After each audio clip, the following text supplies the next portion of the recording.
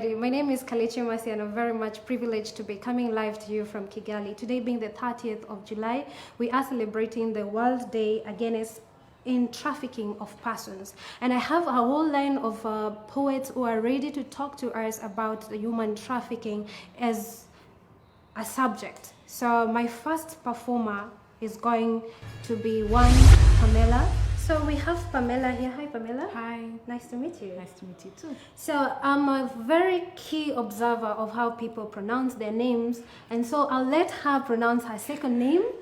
Well, my second name is Uhozabe. Thank you so much. So Pamela is a 23-year-old poet. She's also an actress. She's recently a student at Kepler University. She has been involved in national and international spaces, both in theater. For example, she has been with the Umuntu Art Festival. She's also performed in the iDebate, Battle of Poets, and many more, just to mention but a few. Now, Pamela, could you kindly tell us why you really agreed to be part of Building Bridges project? Thank you for the good question. So first of all, the reasons why I agreed to join this project is that as an artist, I'm passionate about performing art and telling the world what I have and also being the voice of the youth today. So I agreed to come and perform because I have a lot to tell people who are abroad the country. So we all know what happened in the country. We all know what happened in 1994 genocide against Tutsi, and we all know what His Excellency Paul Kagame did for the country. So that's why I got inspired and feel like I need to be the voice of the youth today and tell the whole world what we are going through and what we have, because people outside the country, they have wrong information about what our country is being through, and I was there telling them what we have and also motivate them to come and visit the country. For example, there is where I said, for those who say that in the country there is no hospitality, no security, no equity, I was just trying to tell them that there is no problem, Hakuna Matata, so there is no problem in the country, so they are always welcome and see what we have, because the government of unity have developed everything in this country, and we are overwhelmed of what the country is doing in these days. Thank you. Beautiful. So we all should be going to listen to Hakuna Matata, right? Of course, yes. Oh, yeah. Mapambano ya endelea. All right, thank you. It's been amazing having you. Thank you. All right. This is not a story because I'm not a storyteller. This is not a song because I'm not a singer. This is not a speech because I'm not a speaker. This is a poem because I'm a poet. We lost our fathers, our grandfathers. We lost our mothers, our grandmothers. We lost our sisters, our brothers, our friends. And now we're left alone in dark with wounds on our heart. But why increase our melancholic? Nukuri. We don't know if you do the same where you are. But we have hope. The government of unity came to end it, to stop it. Light overshadowed the darkness. Reconciliation became our priority. Peace became our destiny. And now we are moving forward in unity. Rwanda, you've been hurt, but the youth today is the strength of your tomorrow, where you live without sorrow, but rather with prosperity above all. We have redefined the image of Rwanda because of Ndi Umunyarwanda. We now preach self-reliance and understand agaciro. We now dance to the beat of unity you have built in us. So for those who say and think and believe that Rwanda is a country with no hospitality, no possibility, no responsibility, no equity, no security. For those who say and think and believe that Rwanda is a country with no prosperity, no security, no equity, I am here to prove them wrong by lifting my voice up and say in a capital letter that in Rwanda, Hakuna Matata, Mapambano ya endelea. Thank you. So the first performance was really amazing, and now we are going to the second performer by the name Diana Izara. Diana is a singer, a songwriter, a traditional dancer, a guitarist, and an engineer in electricity. Oh my God, we have an electrician right here in the house. Hello, Diana. Hello. How are you? I'm fine. Nice to meet you. Nice to meet you too. So, being an artist that you're so vast in your categories, what makes you feel like you have to really be involved in a project like this one?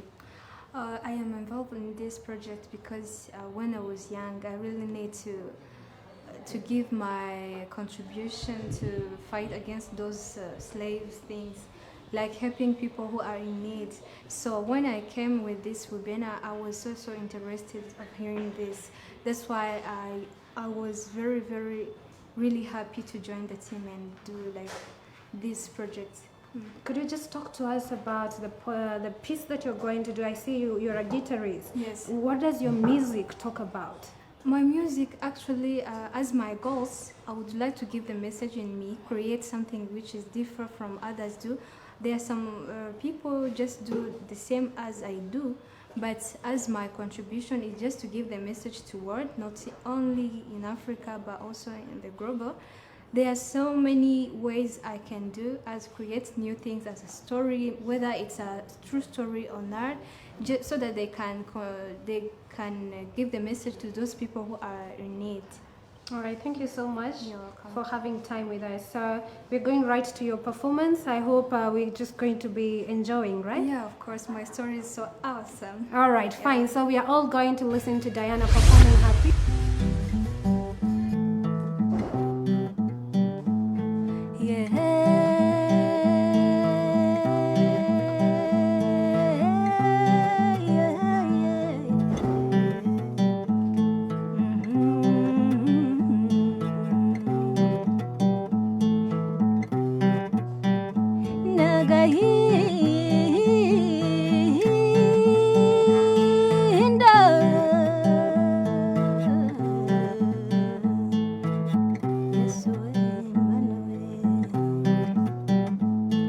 Inkuru y'akariza mwana wa mama yaranshavuje maranyirota buri munsi nzayivuga nzatinda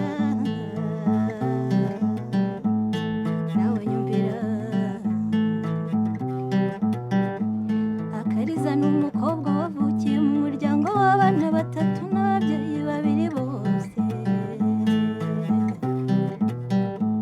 uwakariza ari nyampinga iyo mu rusisiro mu muryango yari nyampinga ntawashidikanya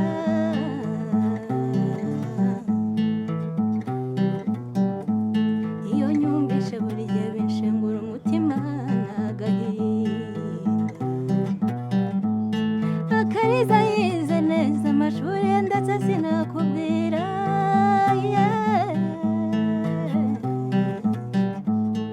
yaje kuyarangiza mu mbazi ibyakurikiyeho nagahuma umunwa ubwo yarangizaga amashuri ye yisumbuye nyabuneka mu nyumvire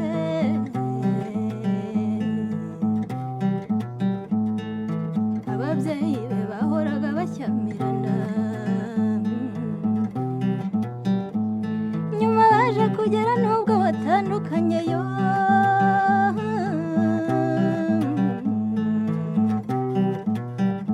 ibyara umuryango biba ibindi bintu njye sinabona uko mbivuga ndabarahiye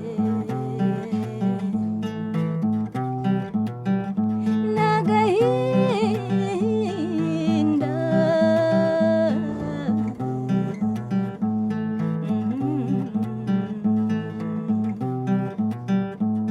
uwo mukobwa yari afite inshuti ze z'abakobwa babiri nibwakeye kabiri bamuzanira amakuru atari ivumbi yo ati mwana wa mama hehe n'ubukene tugiye gukira tugiye imahanga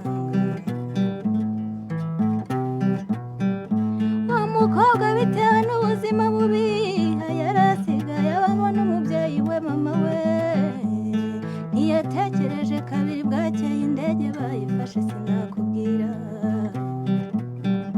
n'agahinda nyumvira nyabuneka banagiye nta n'umwe babibwiye babanjije kurukira iyo muri Kenya aho basanze abakobwa bagenzi babo benshi agahishyi n'abibwiraga ko bagiye mu mirimo yo mu mahanga akanyamuneza sinakubwira nyuma byaje kuba amarorerwa nyumvira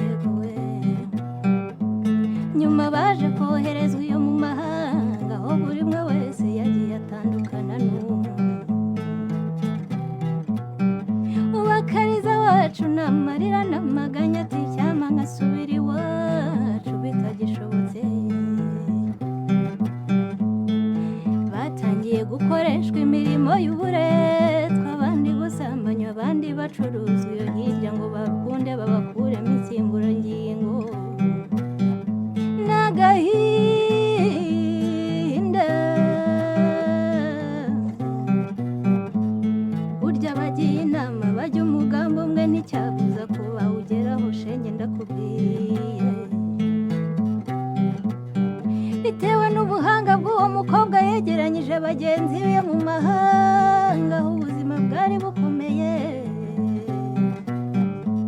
ati bana ba mama tugomba gushaka inzira twabanga n'ubundi dusa n'abapfuye abashyize hamwe n'ukuri birashoboka Kariza na bagenzi be babashije gucika ngabo mu mihanda hirya no hino imahanga batagira n'aho bahungira ntihaciye kabiri babafata nk'inzererezi bajya kubafunga ngo bamaze mu buruhuko iminsi 3 n'amajoro 3 yose ntumbaze nimba bararyaga cyangwa bari bafite ibyo banywa yibutse amateka y'iwabo amarira arisuka buri munsi dore ko n'iwabo zararaga zishya kandi yari imfura nibwo batangiye kwigira inama yo gushaka imirimo yo gusukura mu mago y'abantu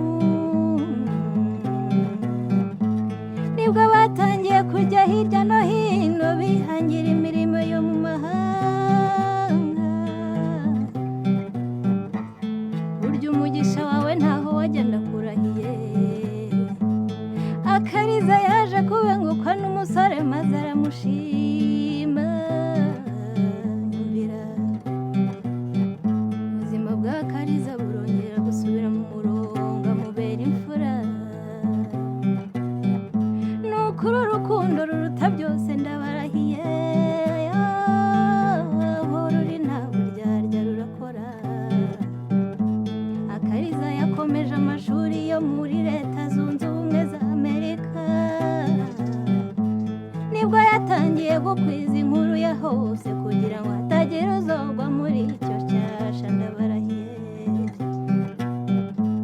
ubu arimo aratanga ubutumwa bwiza hirya no hino ku isi inkuru yabaye kizengeri yo mu mahanga ndetse n'ini Rwanda no muri Afurika yose ubu ni urugero rwiza rw'abakobwa bameze neza bafite imirimo iyi nkuru nyibabwiye kugira ngo mwese mwumvireho burya amakenga arakiza ndabarahiye babyeyi mugerageze mushyire hamwe kuko nimwe mutuma ingaruka zigera ku babyeyi n'abana banyu we uya Kariza yaciye mu nzira y'inzitane ndabarahiye nukuri birashoboka kuyirwanya turwanye ubu bucuruzi bw'ikiremwa muntu birashoboka sinabyishoboza njye nyine ariko twese birashoboka Let's stand together. I know we can fight. I can't do as me only by myself, but you and me, we can. Love win. Let's stay united. I know we can win. I am Diana from Rwanda. I love you all. So we're now on our third performer, and this one is a little bit interesting. He's called Tom Patrick, and he's a poet, a writer, a performer, and he considers poetry to be his best friend. Probably he'll be telling us more about that. And he's also a storyteller and a journalist. I hope you're not going to be telling us stories, huh? Yeah, Okay, nice to meet you, Tom. How are you? I'm fine. Beautiful. So you're just in the middle of being involved in a project that is talking about human trafficking, and I'd really want to get it from you. In a country like Rwanda, what measures has the government put to curb human trafficking? Thank you so much. For the measures that the government is trying to put to, to avoid to fight human trafficking is there's a law that is being enforced in the parliament, which will be those people who employ those companies that employ people should register them and should do The recruiting agencies. yeah, the recruiting agencies. Yeah, they should register those recruitees, I mean, and then they should also give monthly report about the people they have recruited. So I think that's one of the measures, and yeah. All right, thank you so much. So the government of Rwanda is really taking keynote of human trafficking, and like Thomas just mentioned, it has really put strong measures, especially to the recruiting agencies, that they have to be registered with the RDB, which is the Rwanda Development Board, and after that they receive a certificate, which is a license to allow them to operate, and henceforth they also submit monthly reports. Apart from that, the government of Rwanda has also put in place policies like the Vision 2020 that talks about the government putting in place employment strategies that are geared into improving the economic growth of the country. Other than that, we also know that the government of Rwanda is putting strategies that enable people to access education, which is the major number one reason why people should be aware of what is happening. It was nice having you, Patrick. Thank you so much, Mercy. All right, so what is your poetry about? My poetry is about human trafficking. In this poem, I talk about how the ways traffickers use to, to draw people into human trafficking by promising them jobs, and for graduates, they promise them free education, and then they just want to take them abroad for, for different things like prostitution, and then they can sell their organs by doing surgery. So for us to get the entire package, you should listen to your performance. Yeah, you should listen all right, to it, so yeah. let's all get there and listen to Tom, what he has to say. Thank you so much. You're welcome. How far would you go to save a life of a brother, a sister, a friend, a stranger who is likely to be shipped like goods? What about your voice? Do you realize how significant it can be if you raise it? So the truth is, human trafficking is real. Vulnerable women and children are being shipped abroad, unknowing of the lousy world they are being taken to. Traffickers lie them for a good life, while putting them into a knife that will be tough to escape. They are forced into prostitution, and they never get paid for it. Their bodies are being used to please men. They are beaten when they resist. They are dragged to excess, and they turn immoral, for their so-called owners lack humanity. Do not think they employ them, no. They make them slaves. They are beaten even at work. They never get rest, even when they are weary. Forced labor is a new form of slavery the traffickers use to underestimate the lives of the vulnerable. They deceive graduates for good life and free education while being taken them to sexual exploitation. When they reach there, their dreams turn gloomy. They are being raped and be used as goods. Some lose their organs. Their surgeries isn't for saving them, it's for killing them.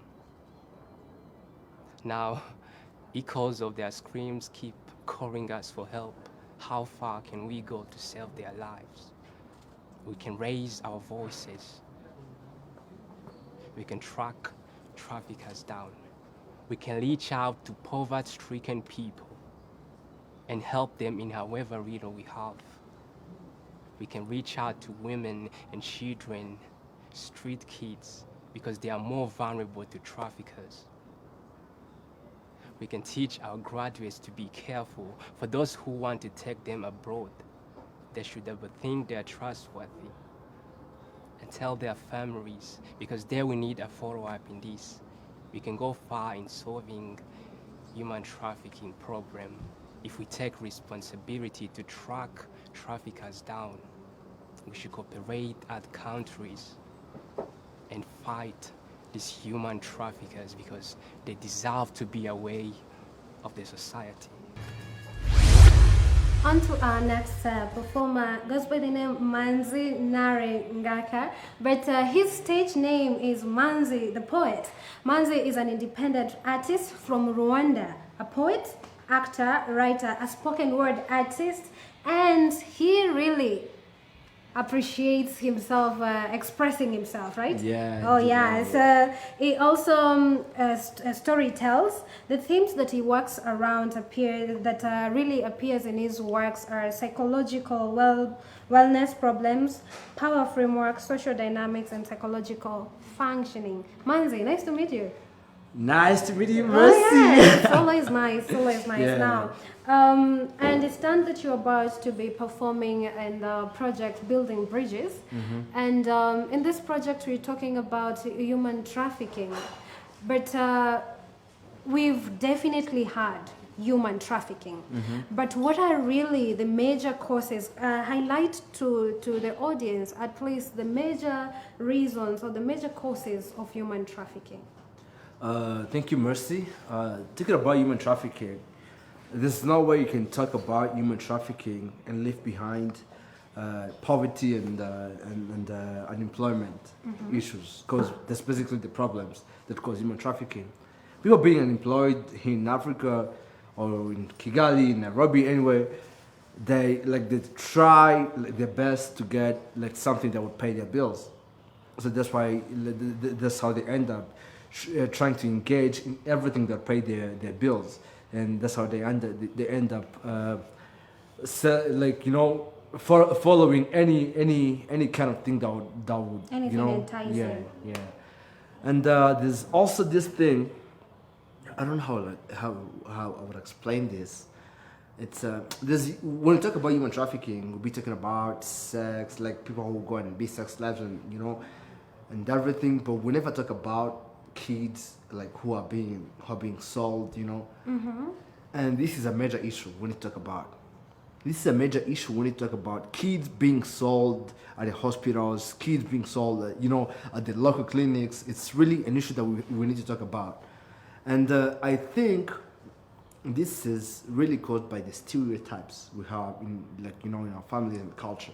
We need to understand that not everybody is meant to have a child. If you have the fertility problem, it's very okay with that. You can adopt rather than buying a child. This is a culture. This is a culture in Africa. People buying children. It's really an issue. Yesterday I was watching this documentary. We've been talking about Kayore area, and Kayore, it's really it's this hood in Nairobi where people are really selling kids and buying kids as no big deal.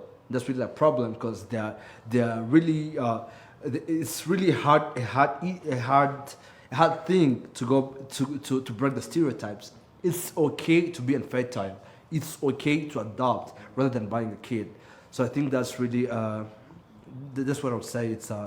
It's the causes of human trafficking, basically. So he talks about poverty, unemployment, and now you're talking about cultural norms that bring forth stereotyping. Yeah. Does it mean that people who are employed are safe from human trafficking?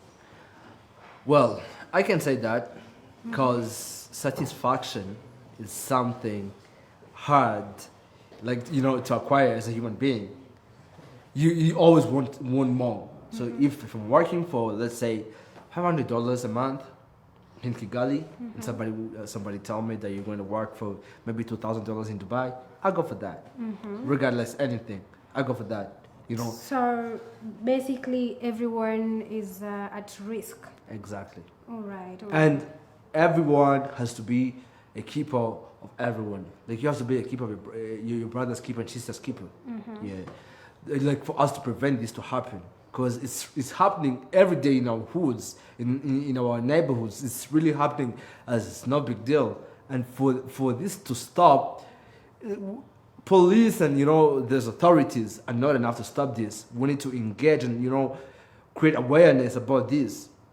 Because people here are telling, especially youth, young people, they're being told that they're going to work, they're going to make good money abroad. And man, they're making that money, sleeping with old people that they didn't even get a consent. I mean, we need to raise awareness and actually believe that this is something we don't have to leave it in the authorities' hands. We also have to play our role as African citizen. Yeah, so that's what I think. Okay, so you being as an artist and looking at your previous works, you're very passionate about preaching what the society is going through. Yeah. What measures have you taken to really talk about human trafficking as a form of creating awareness? All right, thank you, Mercy. That's a beautiful question. I was thinking about how I was watching the documentary about children being sold and stuff. That was my second time watching it yesterday. And I first watched it in probably 2019, and it really shocked me. It left me in tears. And when I traveled to Nairobi in March last year, I was like, you know what? I need to go in this food. I need to see if this really Happening. Yes, if it is happening. And to be honest, if I'll be honest with you, I went there and people are really homeless in the hood. They're sleeping on the street and stuff. But the same people sleeping on the street are stealing people's kids on the street. And that's something I don't know how I would express anger about it, because that's something really that saddened me as an artist. So I decided to be raising awareness about it, And when you was talking about, you was introducing me as an artist, you said that I concentrate on power frameworks, and this is actually the part of it. If we're talking about human trafficking, I'm not tickling the system, then we're fucked. So I think as an artist, a big role I've been playing for years is telling people that the system we're working in it's not it. It's really not it. When you talk about that now, that really brings me into... I'm so curious about the pieces that you're going to be performing. Do your pieces touch about all this that you've talked about? Definitely. Oh yeah, so we should be really bracing ourselves to listen into this performance. You already know. And get all that it's needed for all of us to make a global change. Yeah, exactly. All right, thank you so much, Manzi. It's amazing having you. Thanks, Mercy. Beautiful. Thank you so much. Hey, I am X, 7 feet tall, 120 kgs. So I woke up this morning, had no plans, literally none. And a friend of me called me, who wanted to share a drink with me, maybe two. And I met him on the street, we grabbed one, felt a little bit dizzy, then unconscious. I was on the street, but I woke up in the fleet.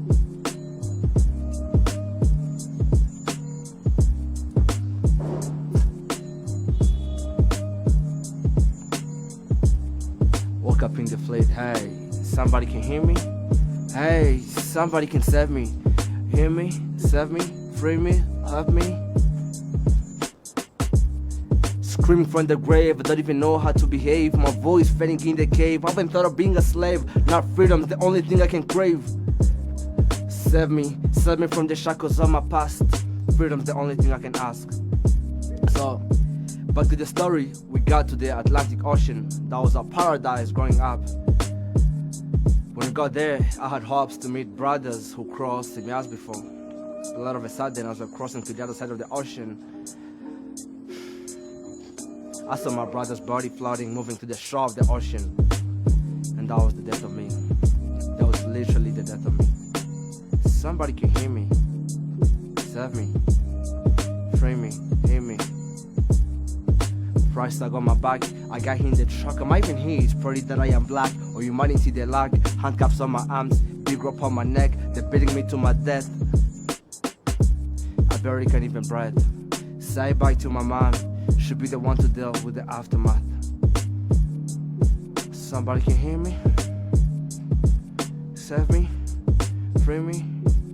Hear me? So, we were holding an apartment, and they took our passports. They told us they'll be photographed again for new employment documents for us to be registered as new employees. That was strange, man, but I believed them. They took our passports, and the next thing we know, we're on a plane to Dubai, handed us fake passports and locked up in our hotel room after landing. We were to be sex slaves. Hey, somebody can hear me. Hey, somebody can save me. Hear me, save me, free me. Hey, hear me, save me, free me. Help me, hear me, save me, free me. Hear me, save me, free me. Hear me, save me, free me. Hear me, save me, free me. Hear me, save me, free me. Hear me, save me, free me. Hear me, save me, free me. On to our next performer, we have Patience Iribagiza. I hope I pronounced the name well, right? It's really fun. All right, thank you. So Patience is an interesting young Rwandan woman that she's really embedded in working with women and empowering them.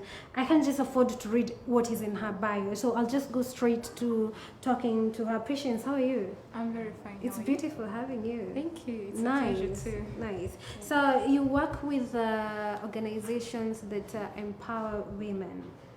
I'm currently the head of an organization that empower women. Beautiful. So talk to us what your work lane is like, the kind of women you work with. We work with different women that are in diverse groups. Mostly we tackle those who are teenage mothers, those who dropped out of schools, and an interesting part of the people that sometimes they don't mind about, those who do sex working, known as the female sex workers. All right. You Yeah. work with teenage Mothers. school dropouts, Yes. who are females, Yeah. and you categorically say that it's an interesting group Yes. because the majority of people don't really focus on them, Yeah. the sex workers. Yes. I'm really interested with.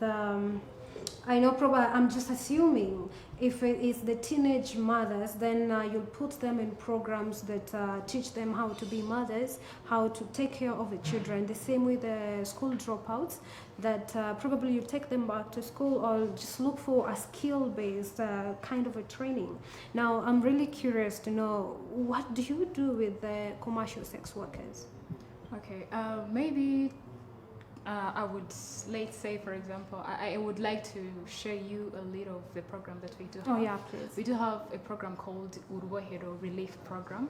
So traditionally, Urubohero used to be a place where women and young girls could come together and they do knitting, sewing, and tailoring while just conversing. It could be a place of women coming together to just talk about their lives and also learn something as women at home, because they used not to work. But then for me, we as my organization, we brought it in as what can need help young people, and mostly the most vulnerable people, including people doing sex working. So in this program, it's called Relief, because this is where they come together.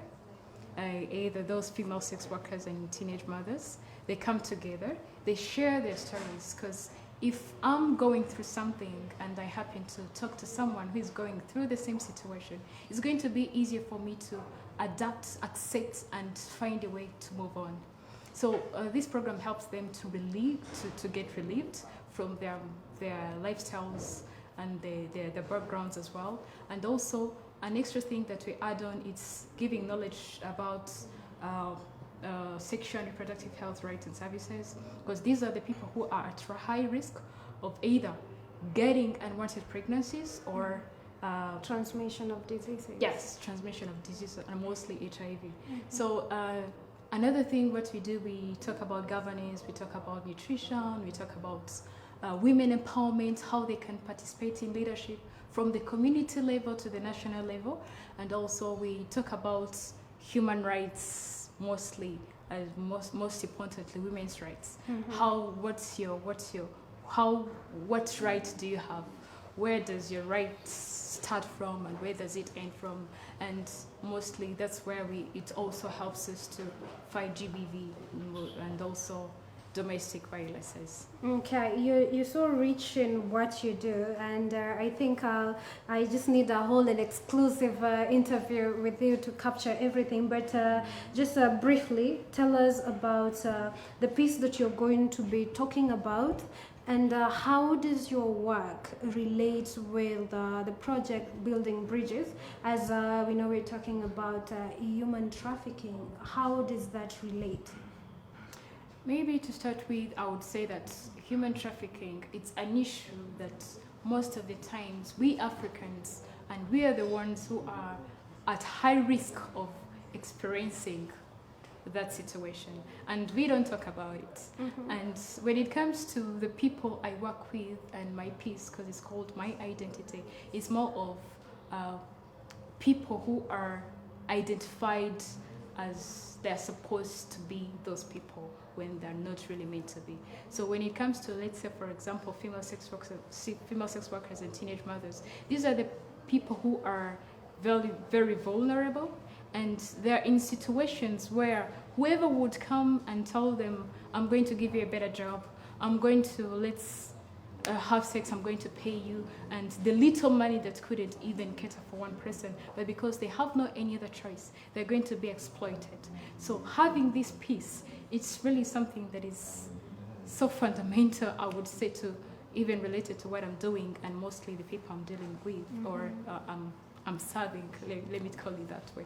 So these are the people that are really at high risk, and if we don't talk about this, if we don't talk about human trafficking, we're not going to be able to break the silence that is around human trafficking and to those who it mostly affects. So we should break the labels that people have, the identities that people have got.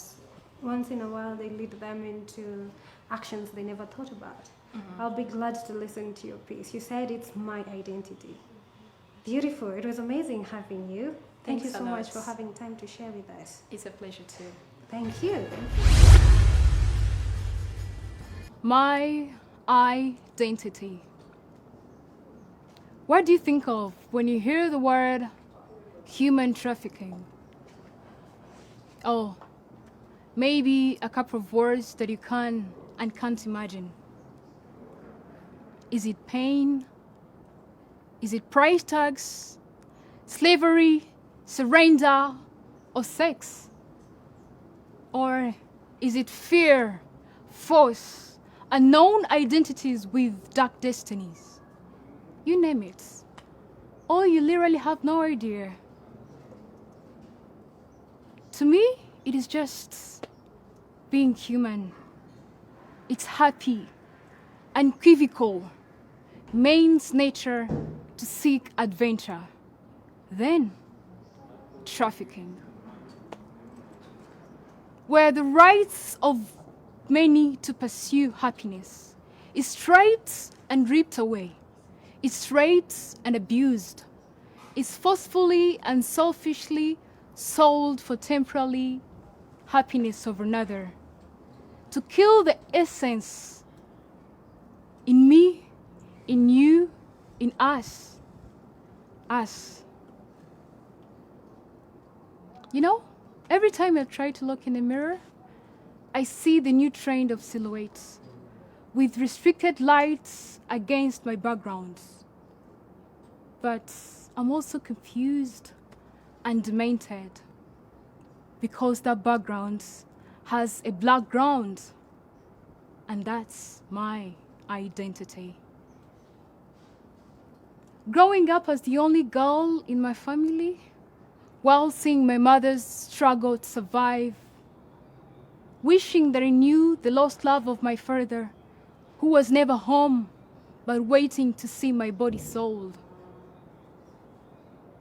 When I was trying to define my identity that was never refined. I was seeing daughters exchanged for dollars, enslaved for labor exploitation and sex with no consent. I was trying to run the race, to see if I can see myself on the other side of the story. But I was not worth at that time. And that was my identity. My guts told me, run, run, run. Run away from the perpetrators that took the advantage of your vulnerability. Run. Run away from the humans whose humanity died in vain. Girl, run from the city of dreadful nights as the world entertains.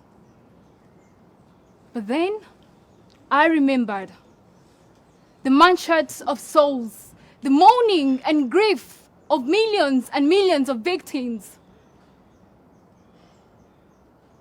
with nothing to love or live for, as their lost kin live in memory, to haunt forever the beloved survivors with no hope or direction, as darkness fills every location, dwelled by mourners without end. And who is there to deny? Because that was our identity. What agony to be born in a world determined to break you, use you, sell you, and steal you from. What agony to be born in a world determined to break you, use you, sell you, and steal you away. Ripping away your dreams when you could be dancing with your loved ones. And all you want is to be safe and free. But you know what? I escaped the tunnel, came back home with my head bowed down and my eyes buried in the shame, with a laugh haunted by my past. And nobody knew. Yeah, the smile that I wore when I was trying to redefine my identity while reclaiming my freedom. They told me, girl, you can't make it. I believed in I can't, and that was my chance. I was granted a defeat just because I used to be people's property, proving to be me. But then, I don't want to reign the built, the based in keeping quiet, but it's time we unmask the evil to save a million identities dying in a high-pitched twine. Because that was our identities. Thank you. So our next performer is called Janvier Masisi, who is a 27-year-old male from Congo, but staying in Rwanda as a Rwandan refugee. He considers himself as a global citizen, and henceforth considering himself as a global poet. So we are so much privileged to have you, Masisi. How are you? Good, how are you? I'm good too. So you being a refugee, and earlier on you mentioned to me that you've been a refugee from the age of 6, and now you're 27. That's quite a lot of time, and if I would say that it has been an entire time for you accumulating a lot of experiences, a lot of different experiences. I don't want to tag them with different names. Could you talk to us about what has speaking out helped you with in your state?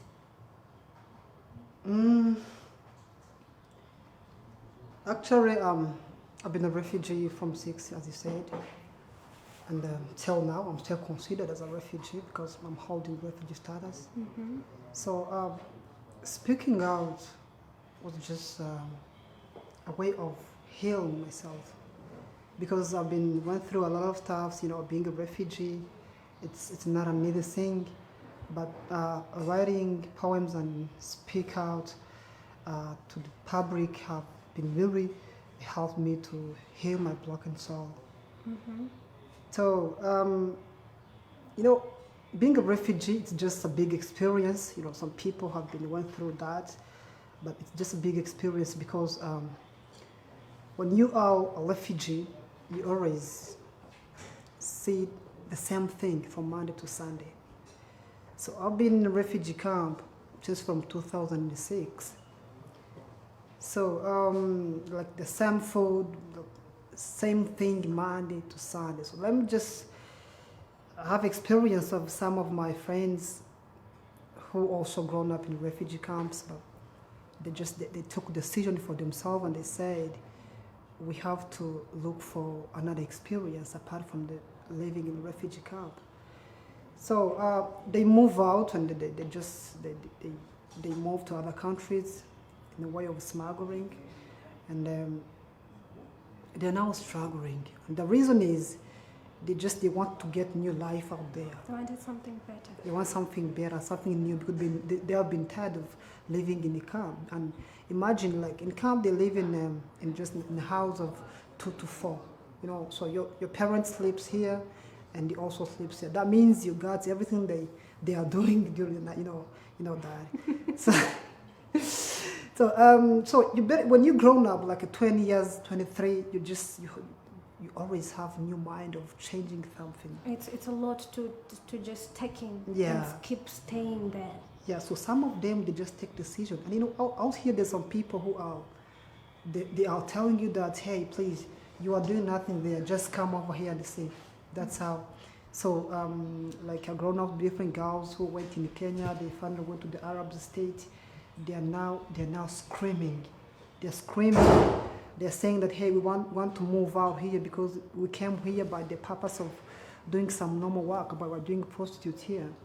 They're shouting to the government, you know, they're shouting to the embassy, but this changed nothing.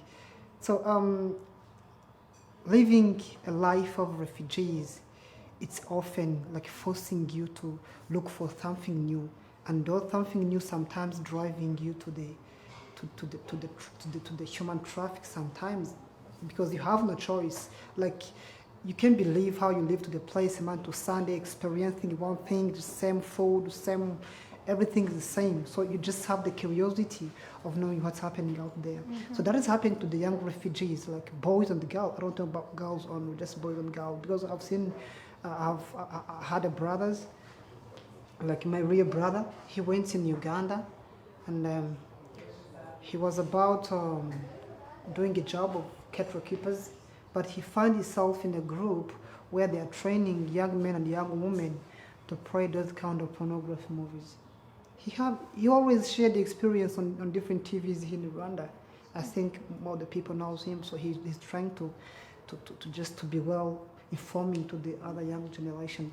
So like living in that life of that is corner, like living in the same life as a refugee, like not having like nationality status that allowing you to be employed somewhere else, like it's just forcing you to go in other things that is going to bring to you new life. All right. So you've talked about how vulnerable being in the refugee camp can let you be so attractive to the human traffickers.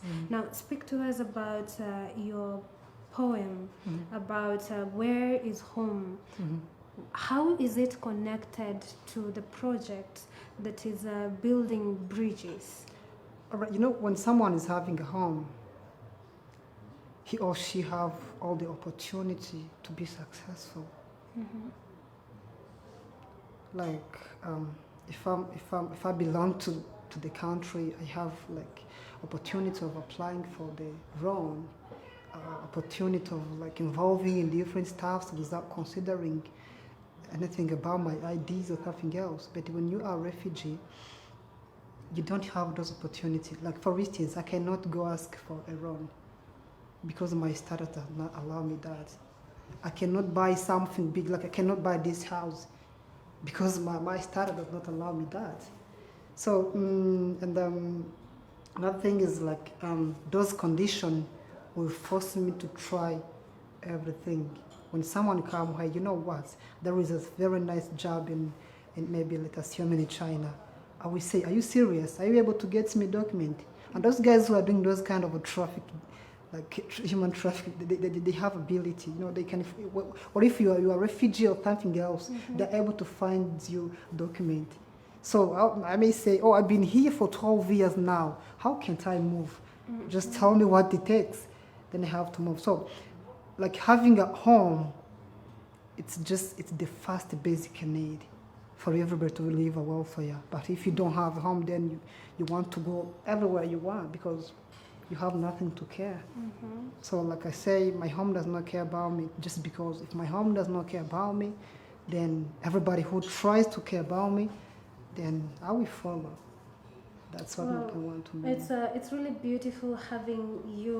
Will be very much interesting and interested to really listen to your performance where you ask where is home, and I'm hopeful that this will be super much insightful, and the awareness will go. Just as you are a global citizen and a global poet, then this piece will also go globally and touch people in the global space.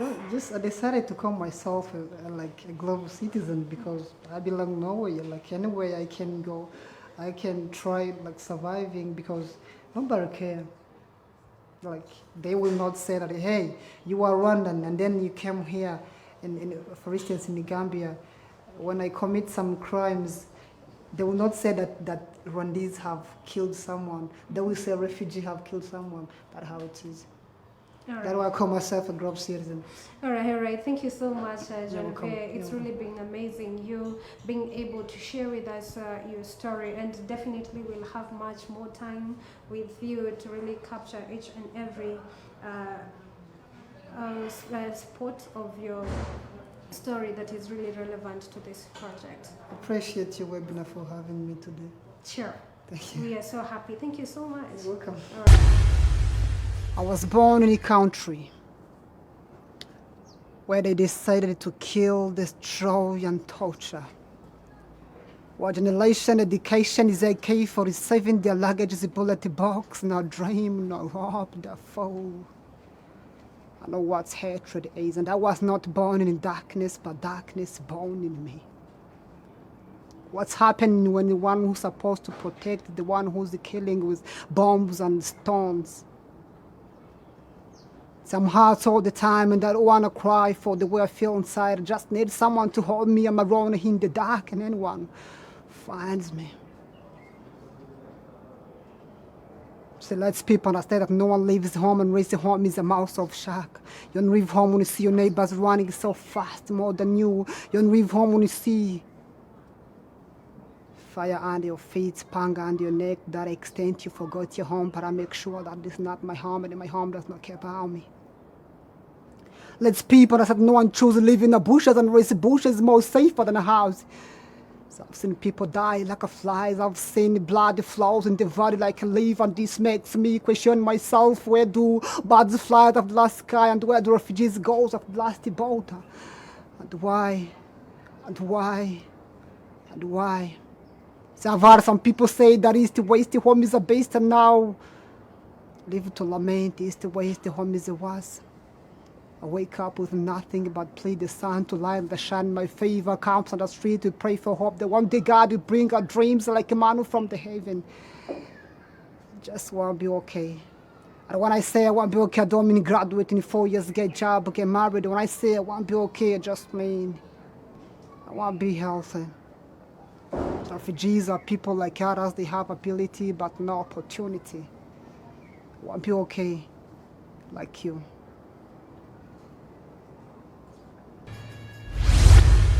On to our next performer, we have Ukwezi, and this one is just somebody you're going to like through our entire performance.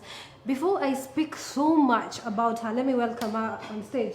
Hi, Ukwezi. Hi, Kalechi. Nice to see you. Nice to see you. Beautiful. Yeah. So I know you're so passionate about expressing yourself through poetry, and talking about human trafficking. And then we have this pandemic that now has lasted close to 2 years now. Yeah. We are almost getting there. Now, looking at the causes of human trafficking, one of them that is very, very out there is unemployment. And most of the people, especially the young people, have been laid off since the pandemic started. Now, this really gives me a huge question. Then how safe are we when it comes to human trafficking? People are not having jobs. People are getting more frustrated. People are getting more vulnerable. So what do you think that are some of the effects of the pandemic to human trafficking? Well, I think it renders us more desperate. We obviously sitting in a place where you could easily move around and ask for help. Slave, no. It starts at home. She doesn't move around. It's not as easy to look for help. Everybody else is stressed out with everything else because we all have lives to live. Even what we call community health workers have lives to live. You know, people that are supposed to be speaking for families have lives to live. We are blessed, at least, that we do get people who are dedicated. Like for me, right now, I'm actually coming from such a meeting, a family meeting. So it's good that we do get some kind of that help, but we have to think about the person who doesn't have the voice. Okay. So That small child who doesn't know how to say, to step out and say. So we need to reach out to those people. I think that's the point we are at, and that's what the pandemic is telling us to do, to reach out more. Even as technology becomes more, it seems more important to us, that's the only way that we get to communicate. It needs to take a back seat, you know, and we need to reach out more. all right. So talking about reaching out more, and you even mentioned that we should just stop at looking at the fruity results that are happening, but we should go down into the roots. And you also mentioned that for me to be able to see a greener pasture out there, then it means where I am, it's not green enough. So talk to us about the performance that you're going to be doing. What is really the inspiration behind it? So the inspiration is about such a person. There's a little girl, she's sitting at home, and it looks like she is safe because she's sitting with someone who is a pastor, someone who is heralded in the village, someone who is seen as, you know, a person of authority, the person who should be looking after all of us, okay? And so nobody would think that she wouldn't be safe. And yet she is the most unsafest, because in the performance you get to hear the things that happened to her. And what's twisted is that we get into the mind of the perpetrator, and we get to have a snippet of perhaps what it is that might drive him to whatever it is that he's doing that other people outside don't get to see. In that situation in itself, it's almost as if she's being trafficked in her own family, because what she is going through is inhumane. She's going through human trafficking at home before it starts. In this day and age, we all know that we create the world that we always think about. Such a child who's sitting in that kind of place, what kind of imagination does she have? What is she creating for her life on a daily basis? So I feel already we are into the performance, and I don't want to be selfish. I want the audience out there to really have a sip of what you're talking about in your piece. So I'd request that we just go straight into your performance, and then we'll get the juicy part of that, right? Thank you so much for having time with me. Thank you for having me. It's always a pleasure. So see you in the performance. Thank you. Child's play. At 45 and close to 50, married with her children, He's never had a come as good as what he is always seeing. He is up at night to taste the tightest that he has ever known. A total copycat creator through the womb he homes. He's tried before. Tonight, for sure, he'll get her to her knees. As mother race, he tied the daughter, strap her to her fears, cut up her soul, resolve her being, oh, rest in peace, innocence. He will watch her wither down to drops of shameful evanescence. She's only 10, has seen a lot, a heart so heavy weeping. No daddy shoulders, only mother's heart always regretting. No love for her, 'cause none was left since the day daddy died, and left a photo upon the daughter's face to remind.